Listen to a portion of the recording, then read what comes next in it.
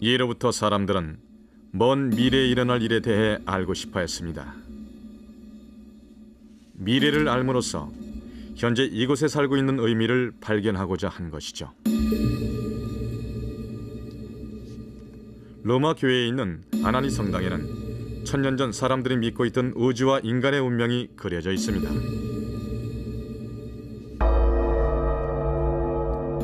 우주와 인간의 탄생을 이야기하는 창세기로부터 우주 종말의 모습을 전하는 계시록에 이르기까지 성서에서 말하는 세계가 펼쳐져 있죠.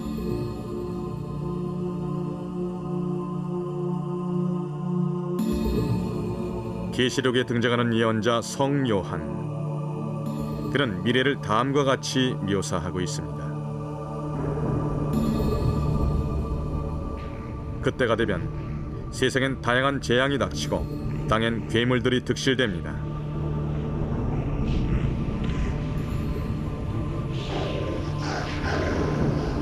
가장 무서운 일은 하늘의 이변입니다.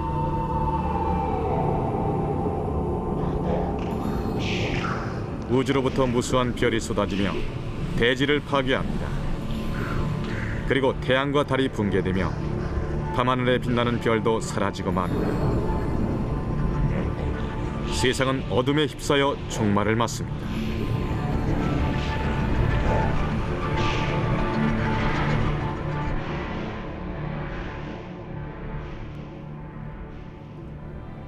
(21세기) 과학자는 최첨단의 이론과 자료를 근거로 우주의 운명을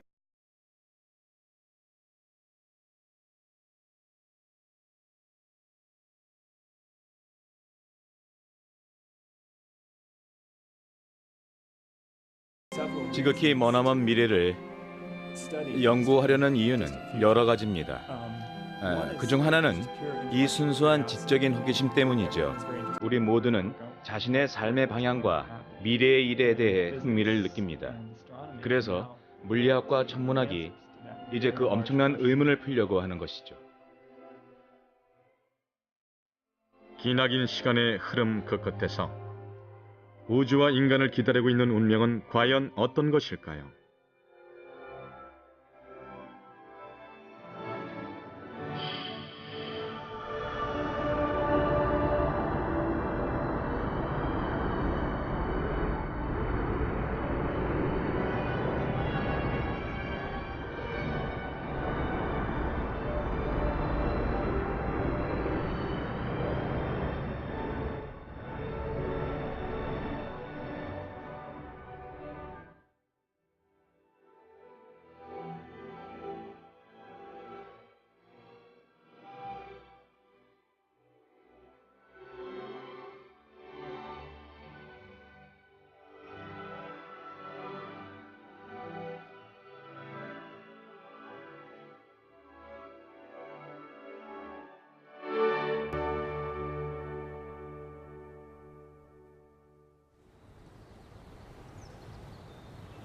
현대과학은 이제 우주의 탄생에서 종말에 이르기까지의 이 장엄한 운명을 그려내려고 합니다.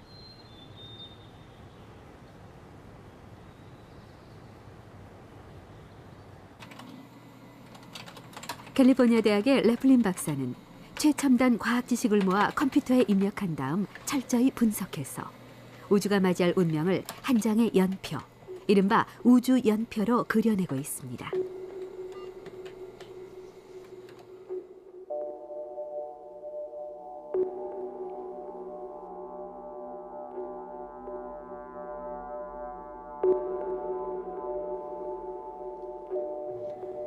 지난 100여 년 동안 우린 현재의 우주가 어떻게 이루어졌는지를 알기 위해서 우주에 흘러간 역사에 대해 놀라우리만치 많은 것들을 밝혀냈다고 봅니다. 그리고 앞으로 다가올 100여 년 동안에는 아마도 우주에 나아갈 길과 미래의 일들에 대해 알고자 하는 흥미로운 도전이 있을 겁니다. 연표의 첫 부분에는 우주 탄생에서 지구 생명의 진화에 이르는 150억 년의 여정이 묘사되어 있습니다.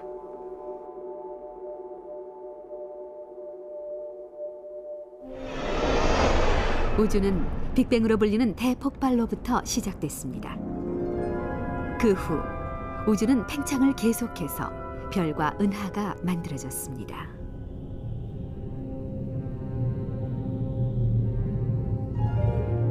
그리고 천체 활동에 의해 다양한 원소가 생겨났고 그 원소들은 생명의 재료가 되주었죠.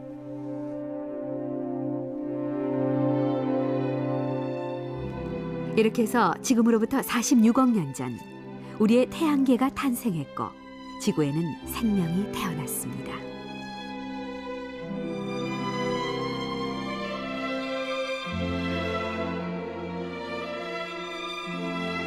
지구의 생명은 40억 년에 걸친 복잡한 진화 과정을 통해 마침내 고도의 지성을 지닌 인간으로까지 진화했습니다. 우주도 분명 진화의 과정을 밟고 있습니다. 그리고 우리 생명의 진화와 지성의 진화는 모두 장차 우주가 겪게 될 진화의 과정을 따라가게 될 겁니다. 그러므로 모든 것을 좌우하는 거대한 우주의 미래를 알아내는 것이야말로 우리 생명과 지성이 나아갈 방향을 잡는 데 큰 도움이 될 거라고 봅니다.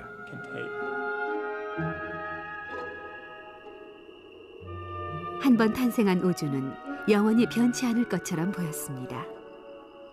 하지만 연구가 진행됨에 따라 오히려 활발하게 변화한다는 사실이 밝혀졌습니다. 그리고 또 다른 발견으로 인해 지금까지 생각해왔던 우주의 운명이 크게 바뀌려고 합니다.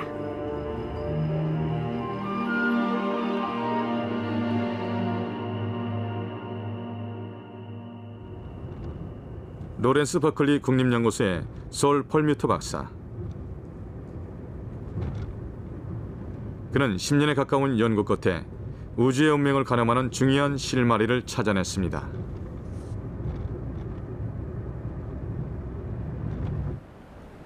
우주에는 대단한 기세로 우주 공간으로 퍼져나가는 정체불명의 힘으로 넘친다고 합니다.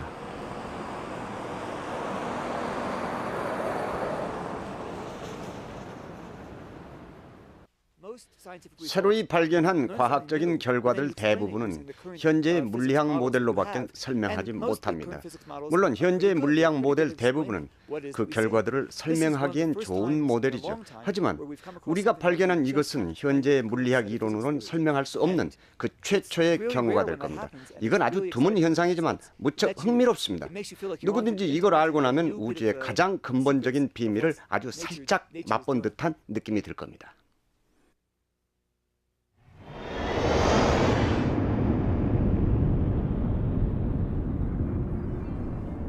우주가 팽창한다는 사실은 일찍이 72년 전의 관측으로 확인됐습니다.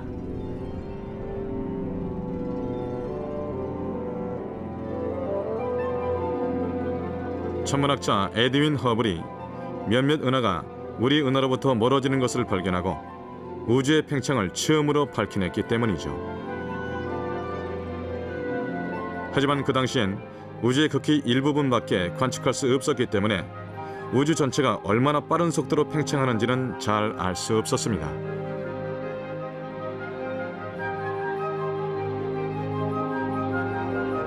앞으로 이 우주의 팽창은 어떻게 진행될까요? 과학자들은 별과 은하 같은 우주에 존재하는 물질의 인력에 이끌려서 언젠가는 팽창을 멈출 것으로 믿었습니다.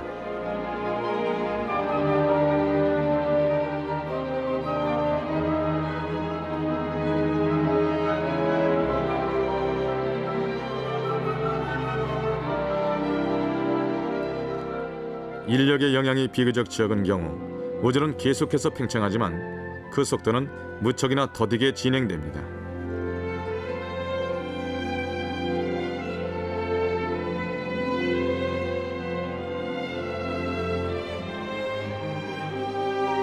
또한 인력의 영향이 큰 경우 우주는 어느 시점에서 팽창을 멈춘 후에 수축하기 시작해서 마지막엔 쪼그라지고 맙니다.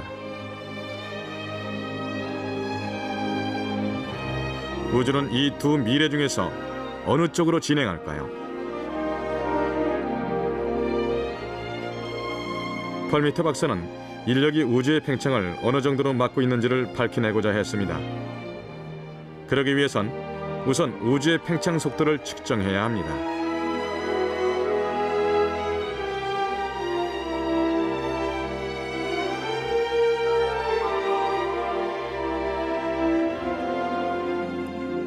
그가 측정을 정확하게 하기 위해서 주목한 것은 초신성으로 불리는 특별한 별입니다. 초신성은 태양보다 훨씬 무거운 별이 죽음을 맞이할 때 대폭발을 일으키는 현상입니다.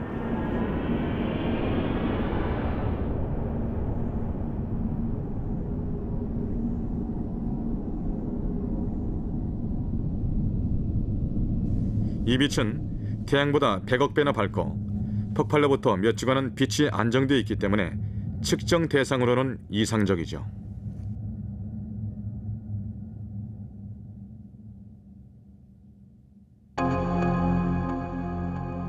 이 초신성이 멀어지는 속도를 분석하면 우주의 팽창 속도를 알 수 있습니다.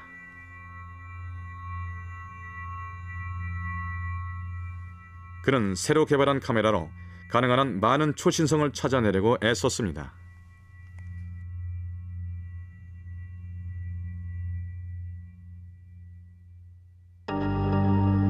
이 카메라는 종전의 것에 비해서 10배 이상의 해상도를 지닙니다. 이것으로 한 은하에서 100년에 한 번밖에 볼 수 없다는 초신성을 많이 잡아낼 수 있었습니다.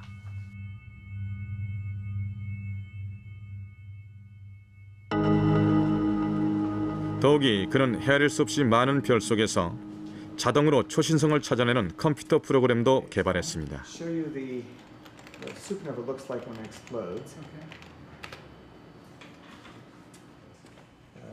지금 보이는 이건 폭발이 일어나기 전의 사진입니다. 그리고 3주일 후 이 사진은 3주 후에 같은 곳을 찍은 것이죠. 여긴 빛이 잘 보이지만 여긴 흐립니다.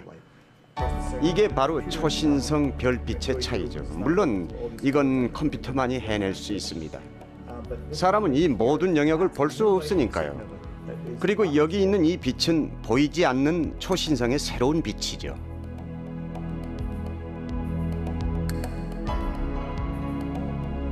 이렇게 해서 펄 미트 박사는 초신성 약 100개의 자료를 모은 후에 분석했습니다.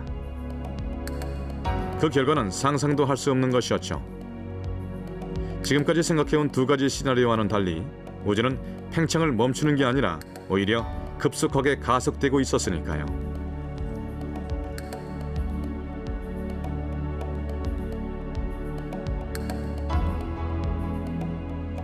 우린 큰 충격을 받았습니다. 이건 전혀 생각지도 못했던 일인데다 경험하지 못했던 일이었고 이로 인한 파장은 엄청난 것이기 때문이죠. 지금까진 우주의 팽창 속도가 크게 떨어지거나 약간 떨어진다는 이론이 지배적이었죠. 그런데 애초부터 기대하지 않은 이 결과를 보면 팽창 속도가 오히려 증가하고 있습니다. 이건 그야말로 놀랍고도 즐거운 발견입니다.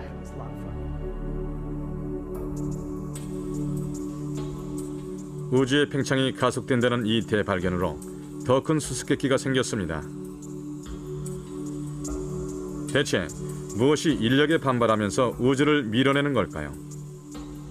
우주에 알 수 없는 거대한 힘이 존재할 가능성이 생긴 것이죠.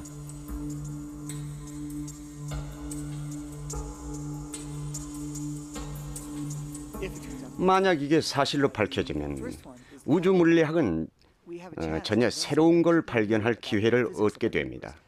우주를 이루는 가장 근본적인 힘과 에너지에 대한 전혀 새로운 걸 알게 될 텐데 이런 일이 그리 흔한 건 아니죠. 만약 이 결과가 우리가 생각한 대로라면 이건 우주의 모든 빈 공간에 가득 차 있는 새롭고도 신비한 에너지일 겁니다. 이 에너지가 우주 최고의 자리를 차지하는 것이죠. 이것이야말로 우주에서 가장 중요하다고 할 수 있습니다. 그리고 이걸 통해서 우리의 현재를 이해하게 될 겁니다.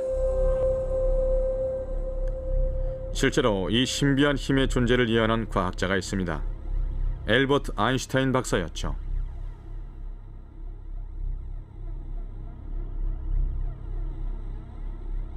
그가 우주를 지배하는 법칙으로 여겼던 우주방정식.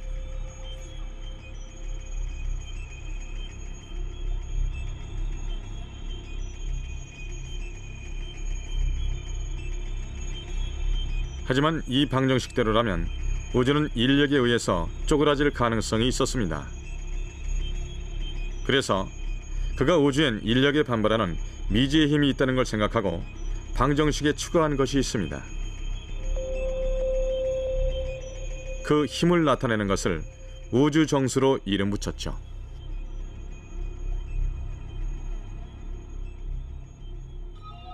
하지만 그 후 아인슈타인 박사는 이 생각은 오류였다면서 우주 정수를 무시해버립니다.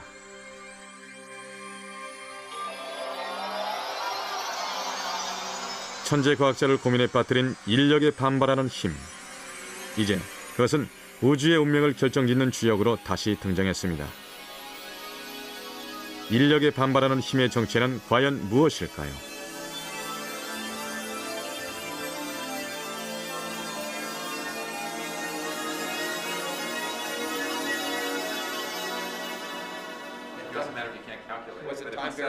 펄미터 박사는 많은 과학자들과 논의를 거듭했습니다.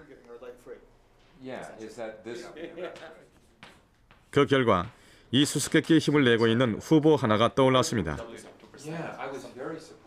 그건 바로 진공에너지, 우주의 진공, 즉 아무것도 없는 공간이 에너지를 갖고 있다는 개념이죠.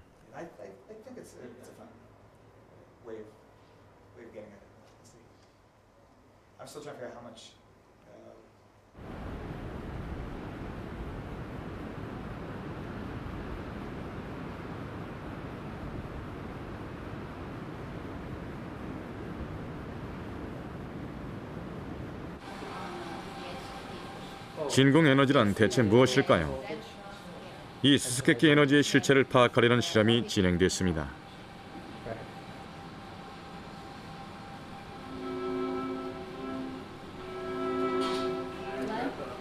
연구진을 이끄는 이 사람은 미 항공우주국 나사에서 파견된 물리학자 조던 맥클레이 박사입니다. 실험에는 금속으로 만든 지름 50미크론의 작은 굴을 씁니다.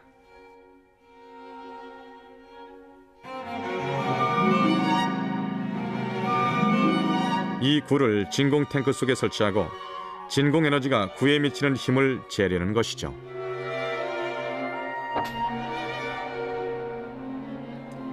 이 실험에선 먼저 구에 작용하는 다양한 힘, 즉 인력이나 전기적인 힘 등 현대 물리학에서 확인된 모든 힘의 영향을 제거시킵니다.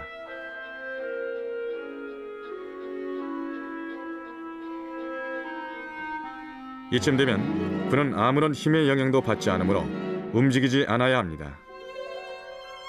하지만 이 상태로 실험을 실시한 결과 뜻밖에도 굴은 아래쪽의 금속을 향해 움직였습니다.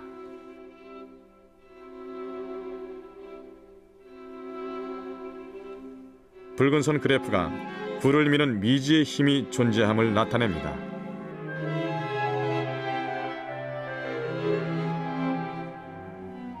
맥클레이 박사는 구 위쪽에 있는 넓은 공간의 진공 에너지가 구와 금속판 사이의 좁은 공간의 에너지보다 크기 때문에 굴을 밑으로 미는 힘이 발생했다고 믿습니다. 이렇듯 빈 공간으로부터 알 수 없는 힘이 발생하는 것이야말로 참으로 놀라운 일이고 거의 신비에 가까운 일이라고 할 수 있죠. 제 생각에는 이 일이야말로 우주학자는 물론이고 상대성 이론이나 장애 이론에 관련된 사람들이 현재 자신들이 지닌 관심사와 큰 관련이 있다는 사실을 곰곰이 생각해 봐야 한다고 봅니다. 어쩌면 이 일이 우주가 왜 팽창하는지를 설명해 줄 수도 있습니다. 우리는 아직 이 진공 에너지를 자세히 알고 있지는 못합니다. 하지만 이 실험이 진공 에너지의 실체를 밝히는 실질적인 계기가 된 것으로 믿습니다.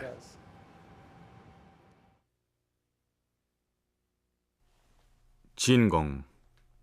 이것은 원래 아무것도 없는 텅 빈 공간이어야 합니다. 그런데 현대 물리학 이론에 따르면 완전한 진공에서도 에너지가 존재하며 원자보다도 훨씬 작은 차원에서 보면 이상한 현상이 일어난다고 합니다.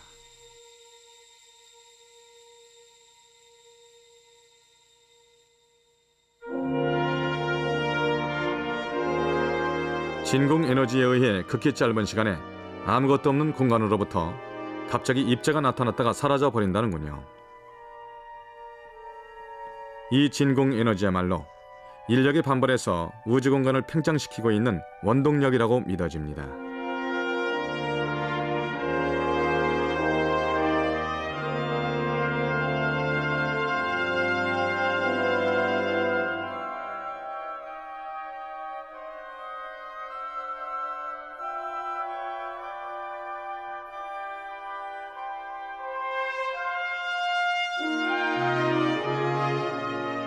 진공 에너지는 150억 년 전에 우주 탄생 직후에도 중요한 역할을 했다고 생각하는 과학자가 있습니다.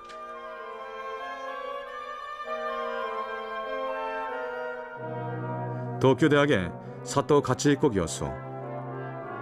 그는 진공 에너지를 우주론에 도입한 최초의 과학자의 한 사람이죠. 사토 교수가 주장하는 우주 팽창 이론. 탄생 직후 하늘끝만한 크기였던 우주는 진공 에너지에 의해서 지극히 급격하게 팽창했습니다. 이것이 우주의 팽창입니다.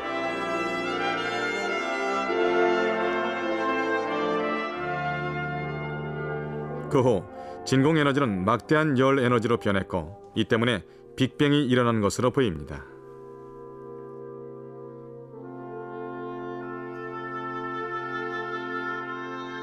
이렇게 해서 일단은 없어져야 마땅한 진공 에너지. 그럼 현재 우주를 팽창시키는 진공 에너지는 어디에서 왔을까요? 최초의 팽창을 일으킬 때 진공 에너지 대부분은 열 에너지로 바뀌었다고 믿습니다. 하지만 어떤 이유에서건 아주 적은 양이 남겨졌을 거로 봅니다. 그게 남아있으면 우주가 점점 팽창한다고 해도 진공 에너지는 줄어들지 않기 때문에 계속 남겨지겠죠. 탄생 당시에 우주 공간을 밀어냈던 진공 에너지가 이제 다시 우주를 팽창시키는 것입니다. 게다가 이 진공 에너지는 이상한 특징을 지닌 것으로 보입니다.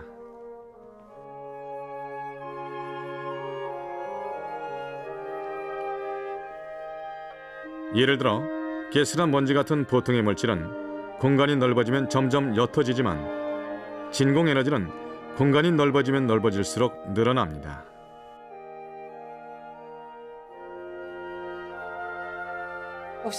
이상하게도 이 진공 에너지라는 건 우주가 아무리 팽창해도 결코 줄어들지 않는 에너지입니다. 그래서 우주의 크기가 1억 배로 커지면 우주의 전체 진공 에너지는 1억 배라고 할 수 있죠. 150억 년 전 우주 탄생에 커다란 역할을 한 후 미미하게 남아있던 진공 에너지가 우주가 팽창함에 따라 급격하게 늘어났고, 그것이 다시 우주를 팽창시킵니다.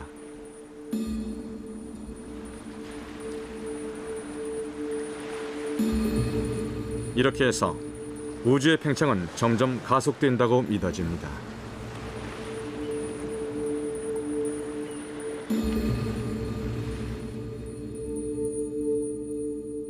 진공 에너지로부터 생겨나서 인력에 반발하며 공간을 밀어내는 힘.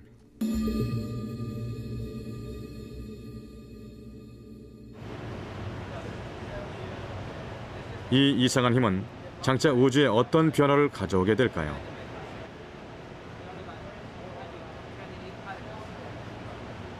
프린스턴 대학의 천 박사 연구진은 슈퍼컴퓨터를 이용해서 모의 실험을 해봤습니다.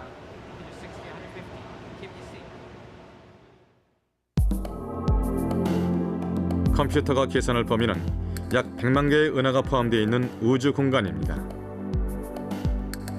은하들은 서로의 인력에 이끌려 밀집되어 있습니다.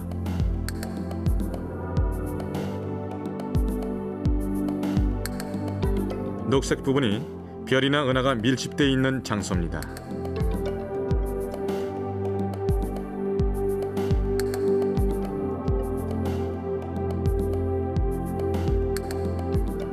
진공 에너지의 영향에 의해 우주 공간이 넓어지기 때문에 이 영역에 존재하는 별이나 은하의 숫자는 차츰 줄어듭니다.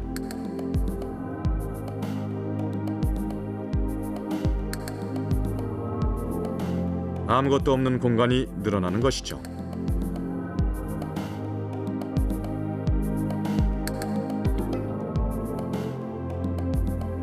모든 은하가 서로에게서 멀어지고 있습니다. 우리 은하로부터도 다른 은하를 점점 볼 수 없게 됩니다. 최종적으로는 모든 은하가 큰 바닷속의 작은 섬처럼 고립되고 맙니다.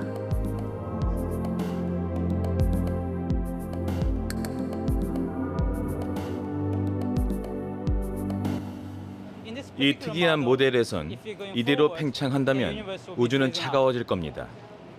시간이 지날수록 우주 안의 은하들은 서로를 끌어당기는 힘이 점점 떨어지게 됩니다. 그리고 현재의 상태로 서로에게서 더더욱 멀어지게 되겠죠.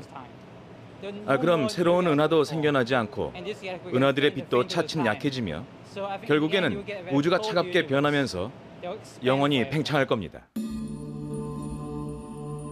시간의 흐름과 함께 우주가 넓어지고 은하가 고립되는 속에서 별이나 거기에서 살아가는 생명은 어떤 운명을 맞이하게 될까요?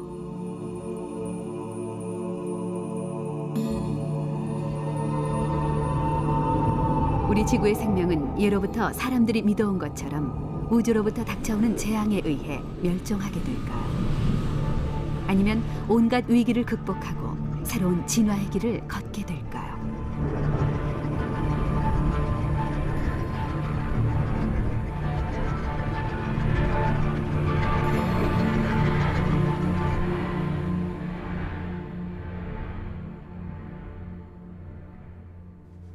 지구 생명의 미래를 제일 좌우하는 건 바로 그 생명의 근원인 태양의 운명입니다.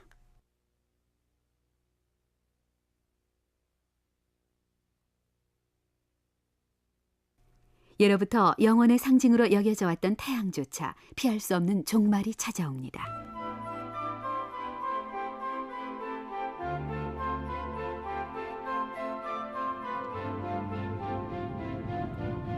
현재 태양 내부에선 수소가 핵 융합 반응을 일으키기 때문에 막대한 열 에너지가 생겨납니다.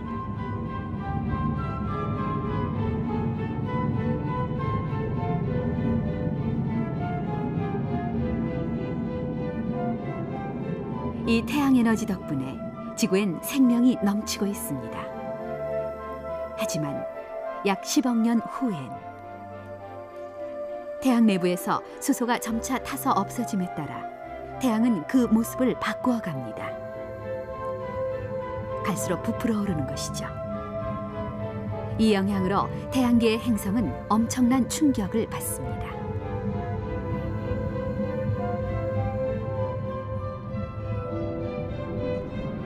(20억 년) 후 지구의 바다는 완전히 메말라 버립니다.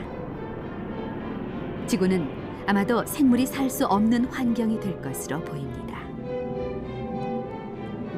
게다가 대지는 타면서 녹아들고 하늘은 거의 태양에 가려집니다.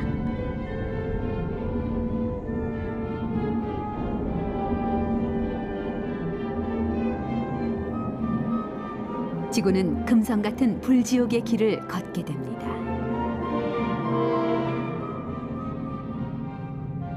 (65억 년) 후 표면적이 현재 100배를 넘은 태양은 태양에서 제일 가까운 수성을 집어삼킵니다.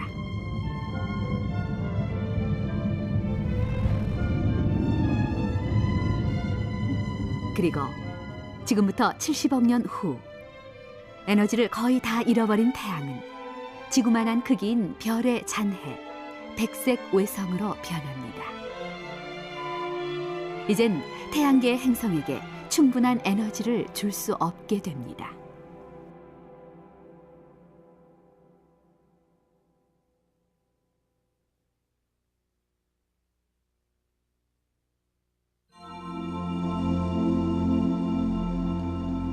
지구의 생명은 태양의 쇠퇴와 함께 멸종할 운명일까요?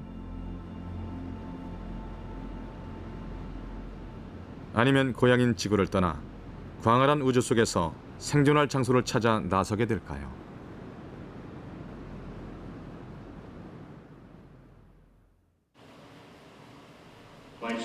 미국 로스앤젤레스에서 우주 개척자 회의의 심포지엄이 열렸습니다.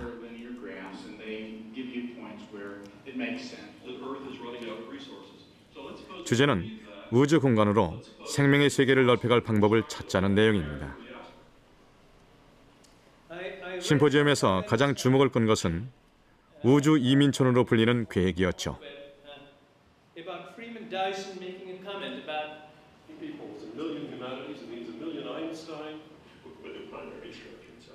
우주 이민촌은 인간이 반영구적으로 지내기 위한 거대한 우주기지, 이른바 우주에 떠있는 인공의 지구입니다.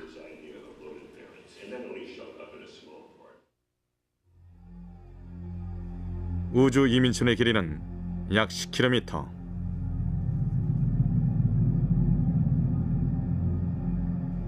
이민촌 전체를 회전시켜서 그 원심력으로 인공적인 중력을 만들어냅니다.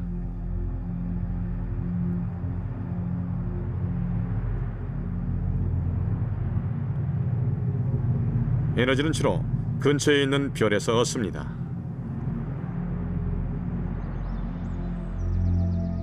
거대한 기지 내부에는 지구와 비슷한 환경이 갖춰져 있고 약 10,000명이 생활할 수 있습니다.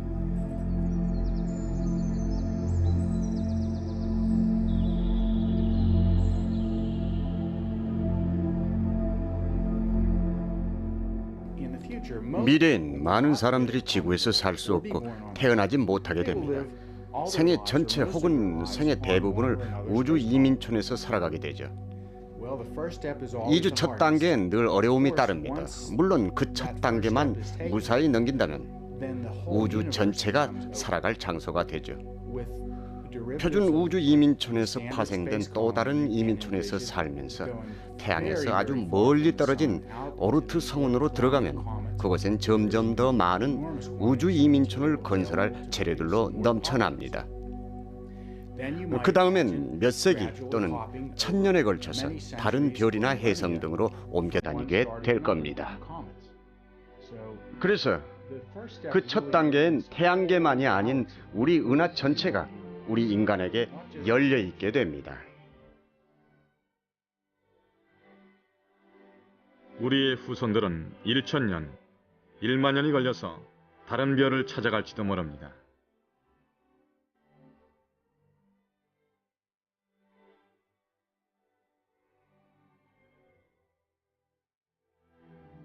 그때 그들은 지금의 우리와 같은 모습으로 살아가게 될까요?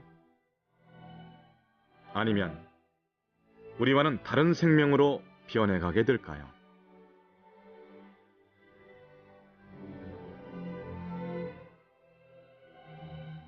모든 생명의 기본적인 설계도인 유전자. 그 수수께끼가 풀려감에 따라 인류는 유전자를 조작할 가능성이 점점 높아집니다. 인간이 어떤 선택을 해야 할 것인지를 놓고 의료나 생명윤리의 관점에서 격렬한 논의가 계속되는 가운데 유전공학은 하루가 다르게 경이적인 발전을 거듭합니다.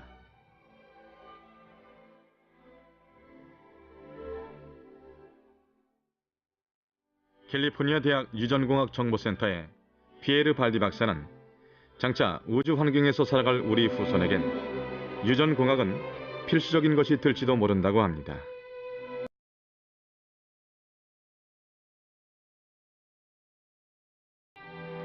그리고 이 기술을 활용해서 그들 자신을 개조해 갈 것으로 믿고 있죠. 제 생각엔 미래에는 세포 속에 들어있는 유전자의 특정 부분만을 인공적으로 아주 특수하게 조작해서 새로운 모습을 한 생명을 설계한다거나 특정한 생물을 복사해낸다거나 특정한 성질을 가진 생명을 만들어낼 가능성이 있다고 봅니다. 그때가 되면은 기계와 인간, 컴퓨터와 인간 사이의 경계가 아주 모호해질 것이고 언젠가는 그 경계마저 무너질 것이 틀림없습니다. 오늘날 벌써 그 조짐이 보이고 있습니다. 미래에는 우리 인간의 뇌 전체나 일부에 인공장치를 이식한다거나 뇌와 외부의 장치를 연결해서 사물을 인식하고 주변 환경으로부터 오는 정보를 처리하게 될 것이라고 예상됩니다. 우리 인간은 모습을 바꾸고 새로운 성질이나 능력을 획득하면서 수천억 개의 별들로 넘치는 광대한 은하로 퍼져나갈지도 모릅니다.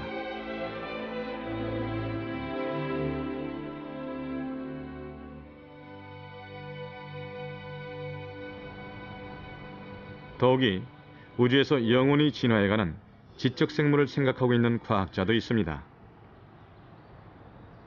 현대 물리학 발전에 지도적인 역할을 해온 프리먼 다이슨 박사.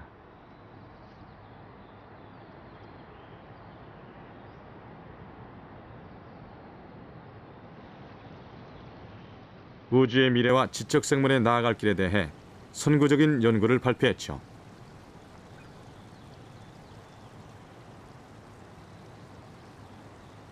그는 지적 생물이 우주의 진화에 맞춰 스스로를 계속 변화시켜서 결국엔 전혀 다른 생물로 살아갈 것이라고 믿습니다.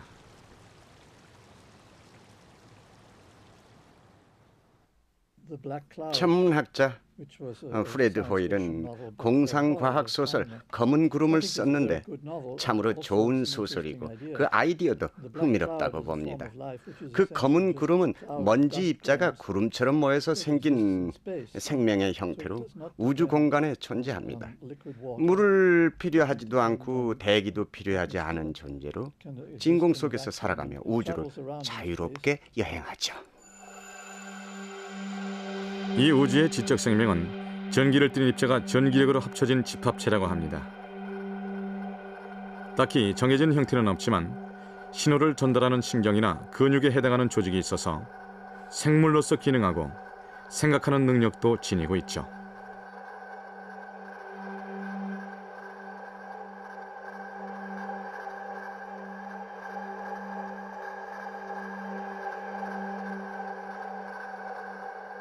스스로를 유지하고 후손을 생산하며 다양한 환경에서 살아남는 존재는 살아있다고 말할 수 있습니다.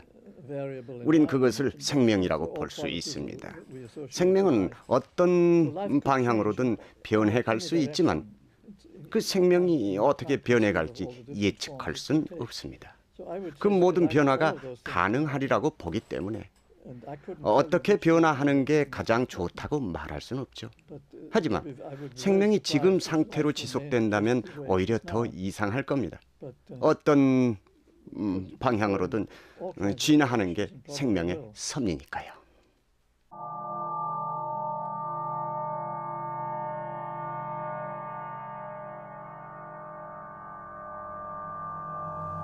우주의 팽창에 의해 고립돼 버린 은하 속에서 우리 후손은 과연 모든 수단을 동원해서 살아남게 될까요?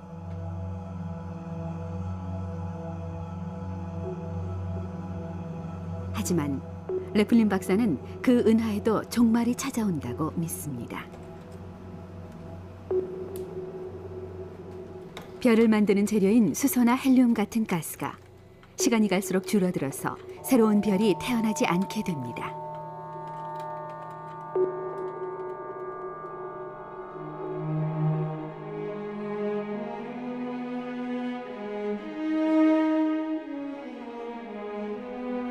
은하를 가득 메웠던 별들도 차츰 타서 없어집니다.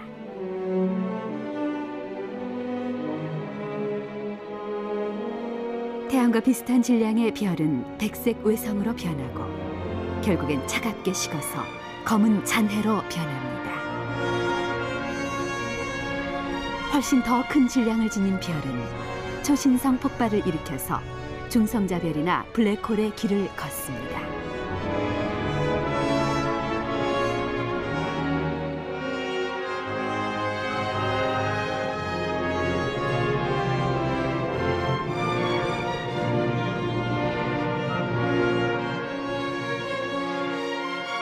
우주는 오직 별들의 잔해만 널려있는 적막한 공간이 됩니다. 그리고 마침내는 별의 잔해마저 사라져버리는 운명을 맞습니다.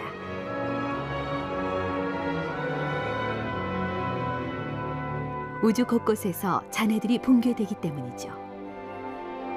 어떤 것은 천천히 붕괴되고 또 어떤 것은 폭발하면서 차례대로 소멸돼 갑니다.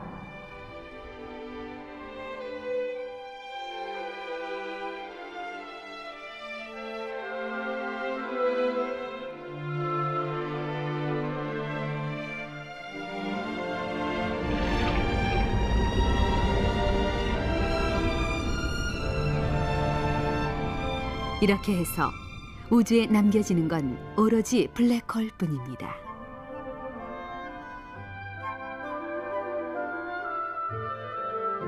하지만 블랙홀도 영원히 존재하진 않습니다.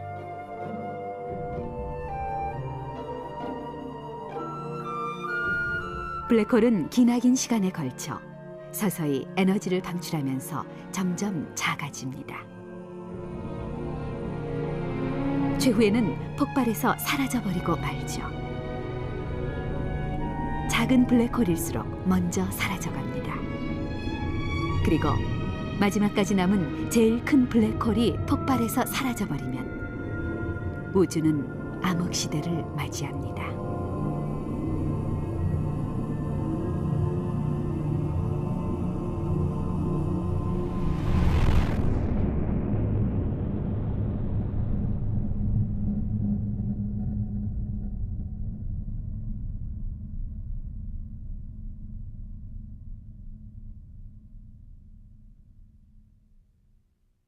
별도 없고 은하도 없는 그저 소름 끼치는 차가운 암흑 공간만이 끝도 없이 팽창을 계속합니다. 우주에 남겨진 것은 극히 적은 소립자와 진공 에너지뿐입니다. 그 후 이 진공 에너지가 우주의 운명을 어떻게 바꾸어 놓을지는 아직은 전혀 알 수 없습니다. 우리가 알고 있는 한 우주가 일단 암흑시대로 접어들면은 상태가 그대로 계속됩니다. 그렇게 그 암흑시대는 영원히 계속되리라고 봅니다. 그 암흑시대까지가 현재의 과학기술로 밝혀낼 수 있는 한계입니다. 하지만 앞으로 과학이 발전을 거듭해서 우주의 미래에 대해 좀 더 많이 밝혀낸다면 좀 더 완벽한 예측을 할 수 있을 것으로 믿습니다.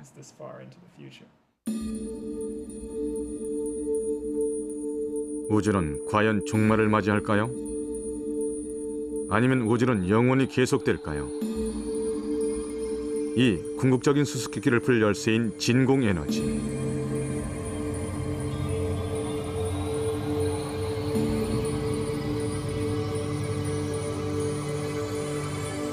이 진공 에너지가 암흑시대와는 전혀 다른 우주의 새로운 미래상을 펼쳐 보입니다.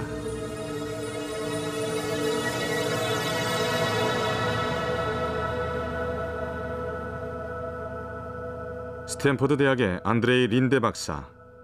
그는 일본의 사토 교수와 함께 팽창 이론을 내세운 과학자의 한 사람입니다.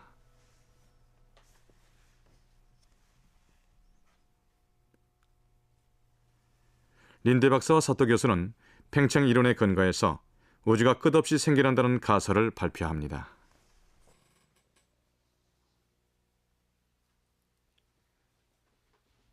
우리의 우주는 우리가 지금 여기에 앉아서 상상할 수도 없을 만큼 아주 거대한 규모이며 팽창하는 하나의 풍선으로 볼 수는 없습니다. 실제로는 우주는 수많은 풍선들로 이루어져 있는데 그 풍선들은 끊임없이 새로운 풍선들을 만들어내고 있습니다. 지금 이 순간에도 어느 곳에선가는 매우 빠른 속도로 팽창을 계속하면서 또 다른 세계의 우주들을 만들어내고 있죠. 그리고 우리의 우주가 영원하다면 그 어딘가엔 우리와 비슷한 생명이 살고 있을 게 분명합니다. 우리가 살고 있는 이 우주 어딘가에 또 다른 생명이 있는지는 지금 당장은 알 수 없습니다. 하지만 앞으로 기나긴 시간을 기다린다면 언젠가는 마침내 우주 전체를 파악하게 될 것이고 또 다른 생명이나 그 흔적이라도 찾아내게 될 거로 믿습니다. 진공 에너지가 우주 곳곳에서 차례차례 팽창을 일으키면서 공간을 넓혀가며 새로운 우주를 만들어내게 됩니다.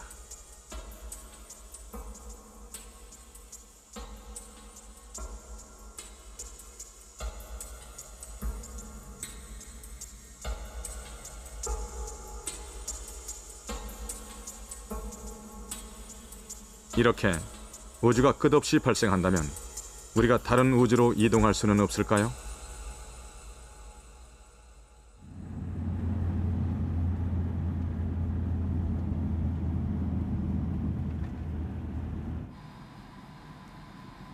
프린스턴 대학의 리처드 고트 박사는 각각의 우주를 이어주는 통로인 웜홀에 대해 연구하고 있습니다.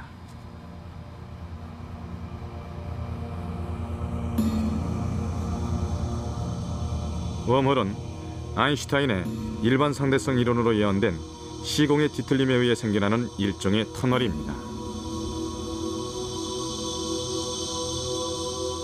두 개의 우주를 연결하는 웜홀은 지극히 좁고 그 내부에 엄청난 중력이 작용하기 때문에 이것을 통과하는 물질은 쪼그라질 것으로 여겨집니다.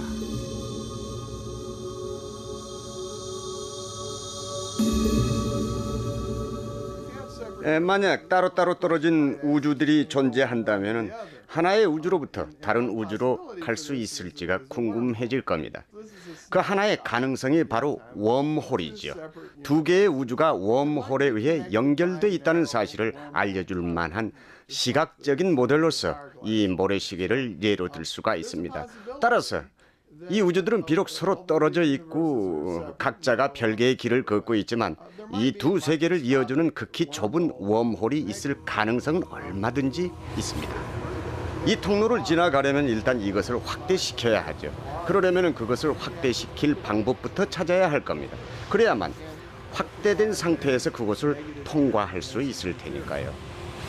그럼 이처럼 밀도가 높은 물질에 반발하는 에너지가 필요합니다. 물론 이상하게 들리겠지만 그 높은 밀도를 해제시킬 에너지는 양자 상태의 조건을 만들어야만 가능할 텐데 물론 그런 상태를 만들 만한 방법은 분명히 있을 겁니다. 하지만 이것은 미래에 보다 진보된 과학 문명에 이어서나 실현 가능한 일이라고 여겨집니다. 이제 우린 우주에 대해서 전에 없이 많은 걸 인식하고 있습니다.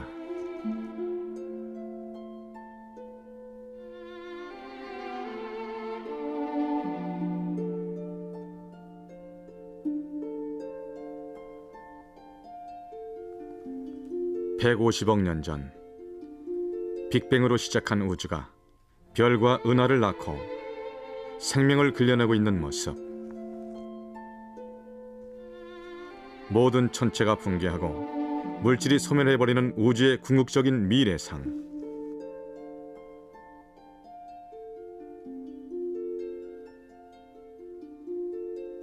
우리의 광활한 우주마저 끌어안는 보다 커다란 세계가 존재하고 무수한 우주가 생과 사를 거듭해간다는 새로운 우주관.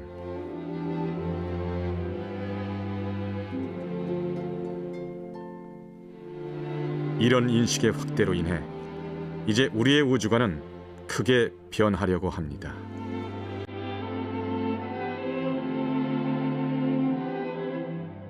지구가 우주의 중심이 아님을 깨달았을 때 인간을 보는 시각이 크게 달라졌습니다.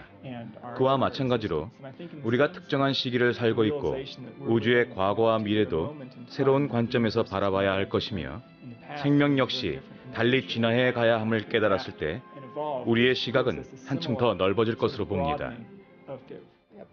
역시 우린 우주의 탄생이나 우주의 미래에 대해 알고 싶은 욕망이 강합니다. 그 이유를 든다면 우리 인간이야말로 자신이 어떤 존재인지를 진정으로 알고 싶어 하기 때문이라고 봅니다. 우리는 아주 좋은 시기에 살고 있습니다.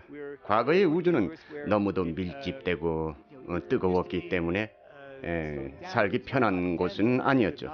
지금이야말로 모든 것이 우리가 살아가기에 좋도록 돼 있습니다.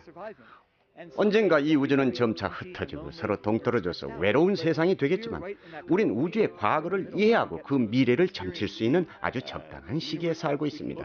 그래서 우리가 살고 있는 이곳이야말로 매우 흥미로운 장소라고 할 수 있겠죠.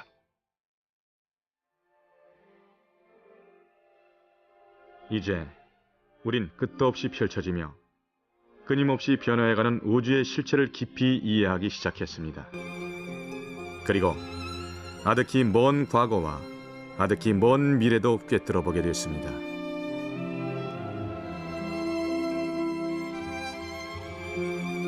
이 끝없는 시간과 공간 속에서 태어나고 살아가는 우린 과연 어떤 존재일까요?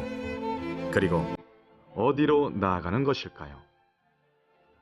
그 해답 역시 우주 그 어딘가에 숨겨져 있을지 모릅니다.